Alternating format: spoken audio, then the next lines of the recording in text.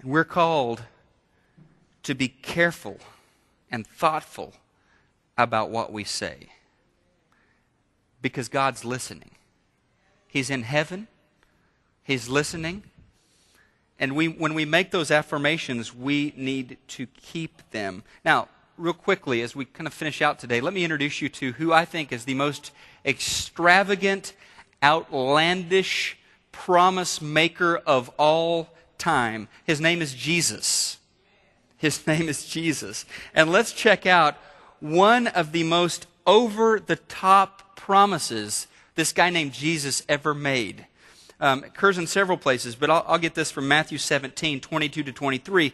When they came together in Galilee, he said to them, "The Son of Man is going to be betrayed into the hands of men. They will kill him, and on the third day he will be raised." Okay, that's pretty neat. First of all, he's describing this future set of events. I'm going to be arrested. I'm going to be tried. I'm going to be killed. And then the doozy, right? I'll be raised from the dead.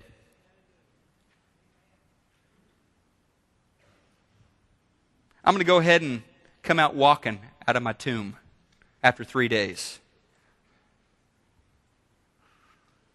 That's quite a promise. That is quite... Here's what I find interesting. Everybody, and I mean everybody, I mean the Buddhists, the Muslims, the agnostics, the atheists, everybody recognizes Jesus. I mean, it's just universally recognized that he is an amazing teacher of ethics. If you doubt that, 2 words, golden rule. He is one of the greatest, if not the greatest, according to just about everybody, ethics teacher who ever lived. Now, this is the deal. This is what is so interesting to me. A lot of people manage somehow to believe that Jesus is an amazing teacher of morality and the most outlandish liar of history. I mean, they believe he's a great moral, but they don't believe in Easter. They don't believe he was raised from the dead. They believe he went around telling his best friends, the people he cared most about, this huge lie. You can't believe Jesus was a great moral teacher and not believe in Easter. You can't do that. Dismiss him as a fraud. Be honest. Because you can't have Jesus and the golden rule and not have Easter. This is what happened. He really was arrested. He really was put on trial. He really did die. Physical, clinical death occurred. And 3 days later, he really was back, eating breakfast on the beach with Peter. He really was physically back. And in a world where it's not like they might, but they will. In a world where business associates will let you down.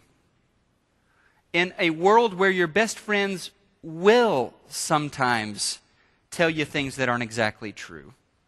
In a world where day after day you are going to be attacked by barrage upon barrage of advertising and marketing and half-truths and embellishments and exaggerations, there is somebody who will be completely honest with you. And that's Jesus. I mean, check this out in the Sermon on the Mount. He's not necessarily telling us what we want to hear. I mean, he's not all about easy truths and easy discipleship and health and wealth and everything good. I mean, he tells it like it is. He's very, very honest. And he's also honest when he says, my resurrection is not just for me. My resurrection power is for everyone who follows me. I'm the resurrection. I'm the life. that means I can trust Him. I can trust Him to tell me the truth. I can trust Him to deliver on His promise to take care of my life.